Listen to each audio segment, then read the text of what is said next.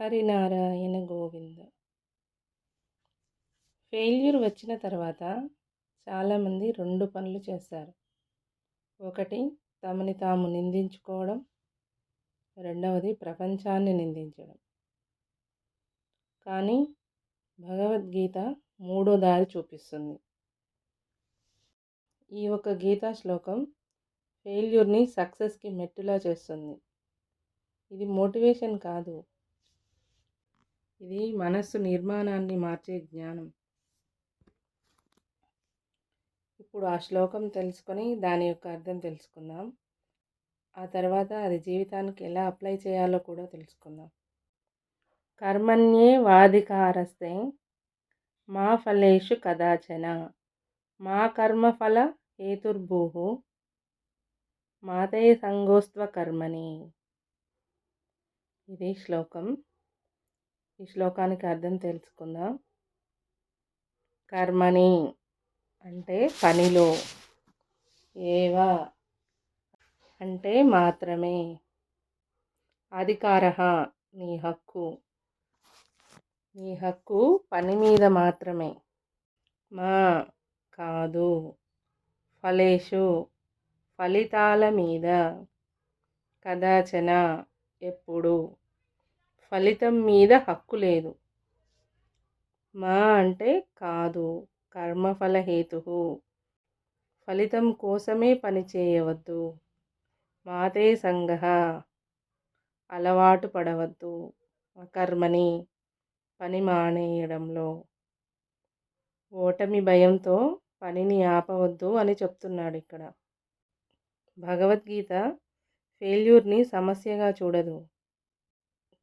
భగవద్గీత చెప్తుంది ఫలితానికి అతుక్కోవడమే సమస్య. మన బాధకి అసలు కారణం ఓటమి కాదు, నేను ఓడిపోయాను అనే గుర్తింపు. మనసులో జరిగేదేంటి? ఒకసారి ఓడిపోయినప్పుడు మనసు ఏం చెప్తుంది? నేను పనికిరాని వాడినేమో, నాకు ఏమీ రావేమో, మళ్ళీ ప్రయత్నిస్తే మళ్ళీ పడిపోతానేమో. ఇదంతా మనసు చెప్తుంది.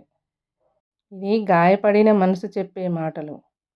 కానీ గీత ఏం చెప్తుంది అంటే పని విఫలమైంది, వ్యక్తి విఫలం కాలేదు, మార్గం తప్పింది, సామర్థ్యం కాదు. ఇందులో 3 దశల గీతా పద్ధతి ఉంది.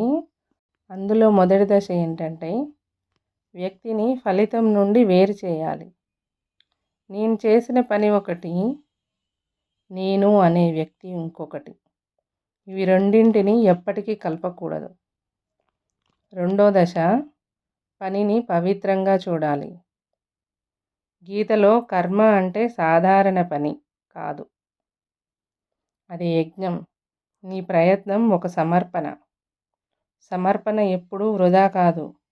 మూడో దశ త్వరిత పునఃప్రారంభం.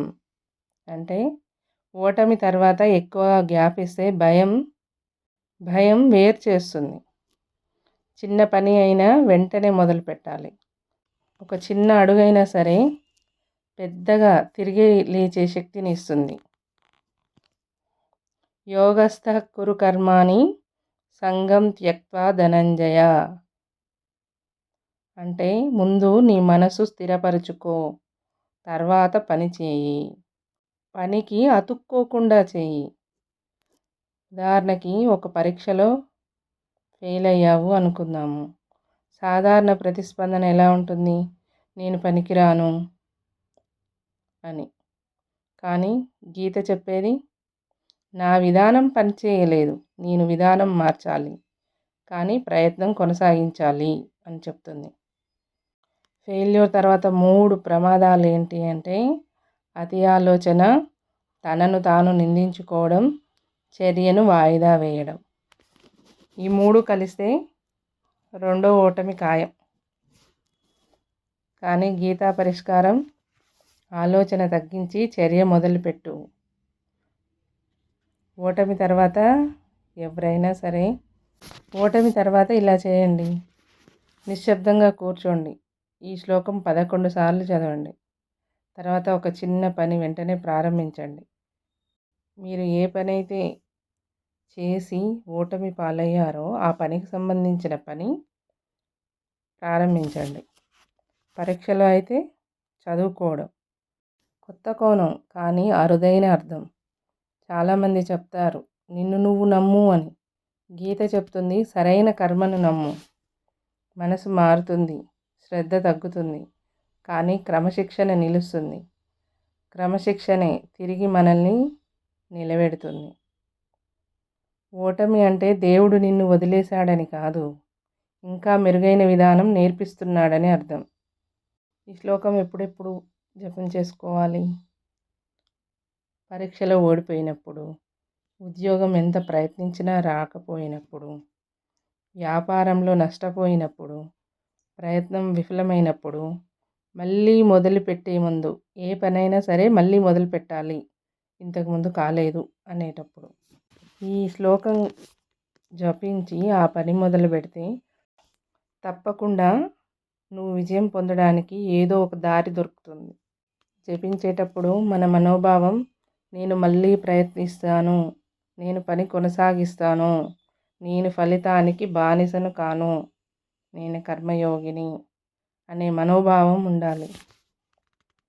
ఫెయిల్యూర్ అంటే కథ ముగింపు కాదు, దిశను సరిచేసి మలుపు తిప్పేది.